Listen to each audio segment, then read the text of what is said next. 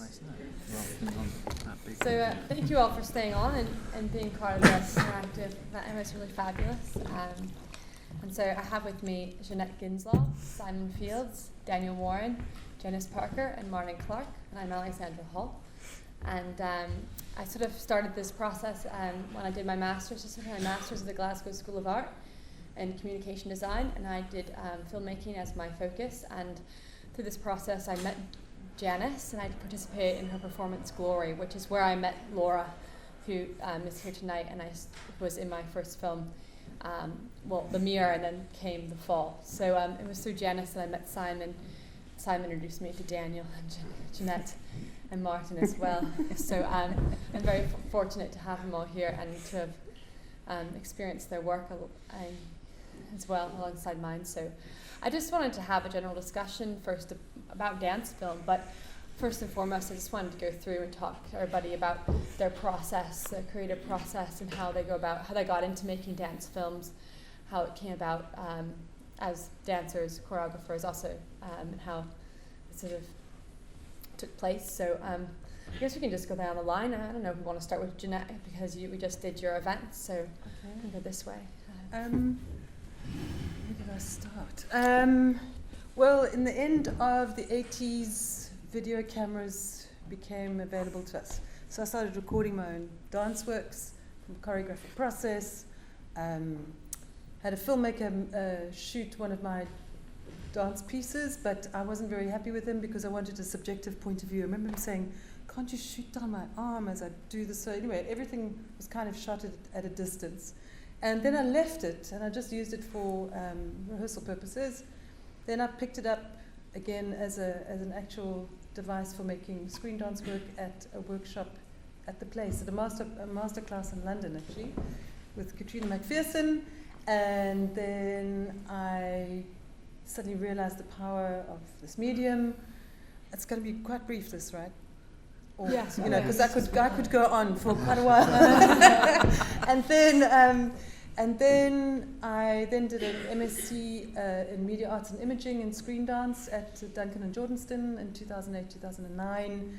And I continued with this exploration of digitalizing the body and looking at the kinesthetic and the visceral qualities. And then in 2010, I was introduced to Susan Cazell and this device, the mobile device and augmented reality.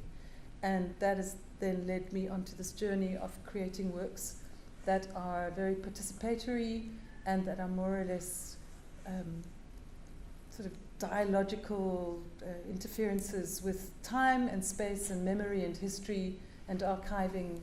Well, for me at the moment, that's my exploration with this device, because for me it's like a wormhole into other times and other eras in my life.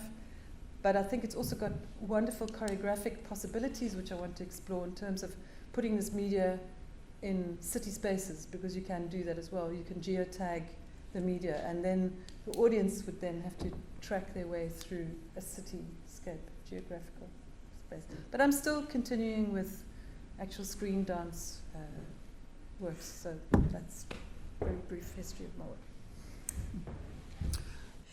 Talking about body in isolation, I think you also, you were a student of Simon's before in Dundee, and and your works, I mean, you isolate a lot of body parts. I mean, one of my favorite ones back there is the foot, and I think it's really amazing. Can you talk about how, it's a really refreshing body of work, and I think there's something really special about the interactive quality of it. It's quite finding a treasure in a chest and really understanding something.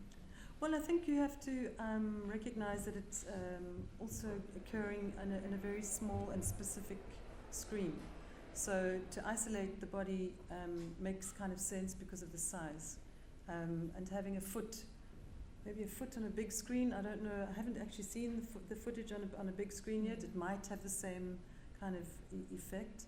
But it's not only just about the size and the size of the mediating tool, but in effect is to, for me, the close-up is about drawing out the somatic quality or drawing out the visceral quality that you as a dancer can express evenly throughout your body. And I think that your whole body is capable of expressing what it is that you need to kind of express.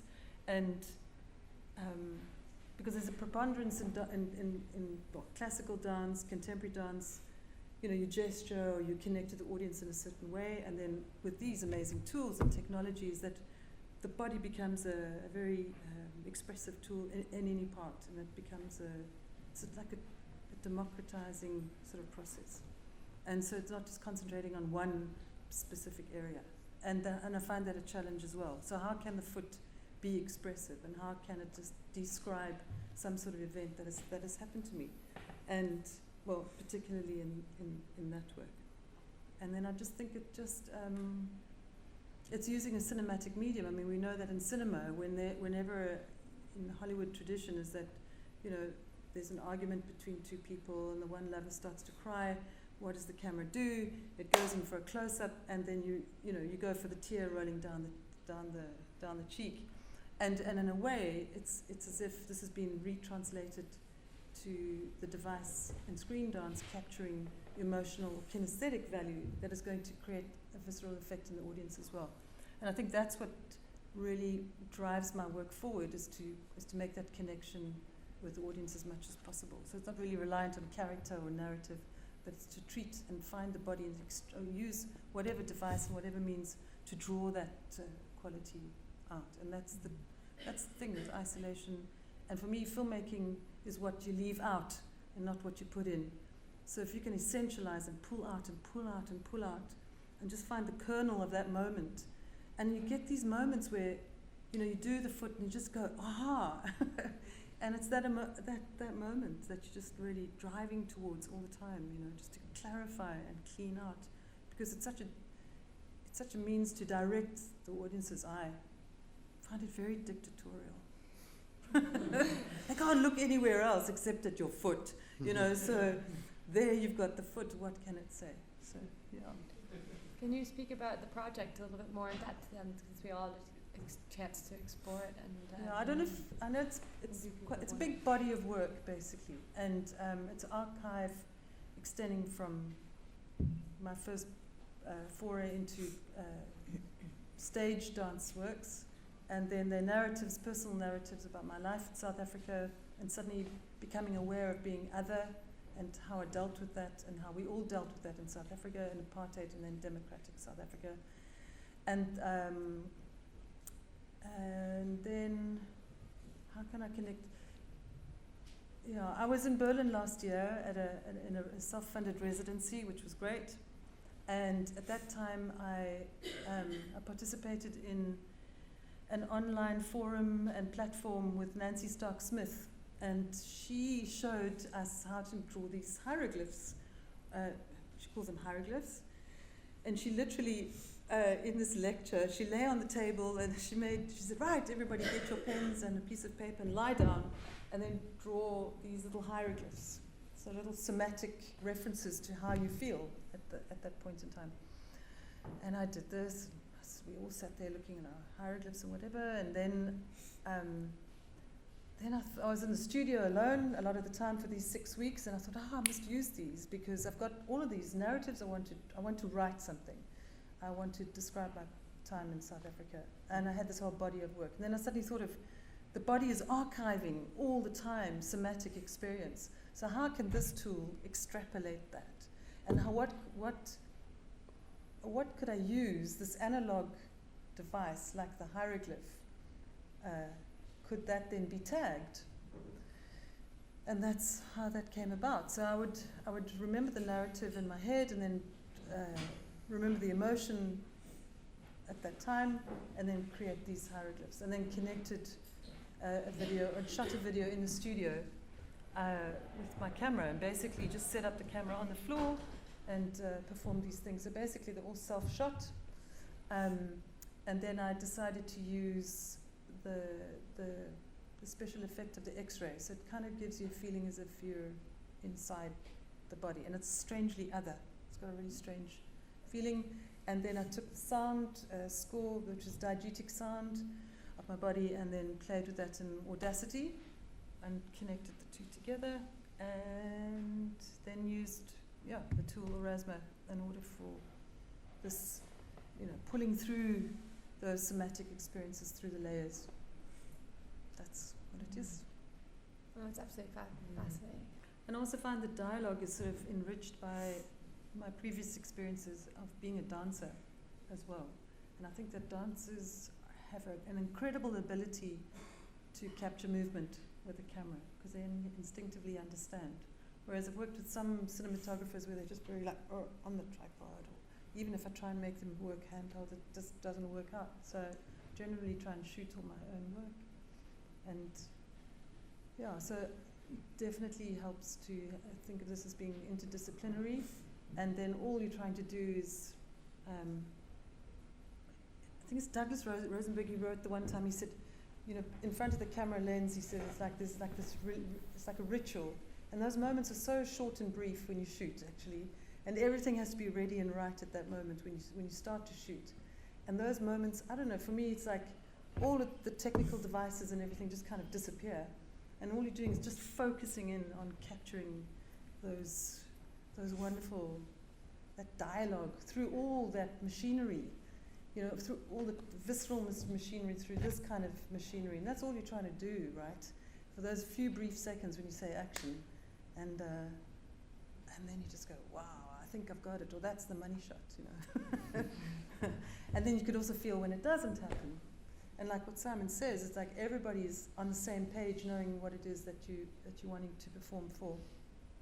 And then it's as if all the disciplines are just talking quite evenly to each other. And that's great when everybody's completely invested in those few precious moments. And then starts the agonizing process of editing. How do you work with music? Because you said that you had sometimes no idea of the end product of the movie. Would you have been choosing the music first then, or do you edit first and then put the music on? What's the relation of the music and the... With the music? Yeah. Yeah, the music always comes later. Personally, I don't edit to music at the beginning. And certainly on location when they're shooting, there's never any music. There's never any idea what that music will be. That comes much later. So the sort of rhythm of the edit is often driven by the movement, by the choreography, or by the improvisation, by the individual. And then there's a sort of search for music in that process. But it's different for every film, to be honest. It's different. But yeah. I had a long ongoing process with the music because I tried at first to write some music and have the dancers respond to it, but I wanted them to respond to the narrative I had written, not the actual music. And then I tried using a metronome, so dancers would actually dance with the metronome. But I found in the fall that actually they weren't really using the metronome that much, and it was much more in silence that we worked. And then I decided that I'd edit to the metronome to create some sort of rhythm that the musician, the composer then could write something to, so there was some sort of beat. So that's how I did it. But it's fascinating that you basically shot in silence. I think there is something really amazing about how when I would work and we would play with music, because there was a moment in The Red Coat with Frankie, and we shot with music. They had chosen their own music, and they were dancing to the music, but there was a moment where we just turned it off because we were just like, it doesn't work. And there's something about slowing down the movement in a silent environment. It's quite magical. And I found,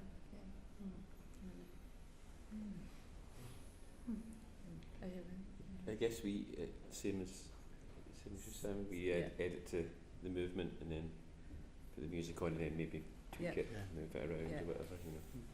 It starts to tell you, it starts to speak to you, and so one of the pieces that it's like we had a piece composed for it, and the other we obviously put it, Leonard Cohen over it, but it's movement first and then music for sure. Were they actually dancing to the Leonard Cohen piece? No, they not weren't. at all. So they were just dancing. Yeah. Oh wow. Yeah. To music, there was music in the room Okay. for sure. All right. Yeah. I was wondering about that. well, I think it's probably it's been much longer than I thought, so I would go on forever. Thank you all for coming, and thank you for.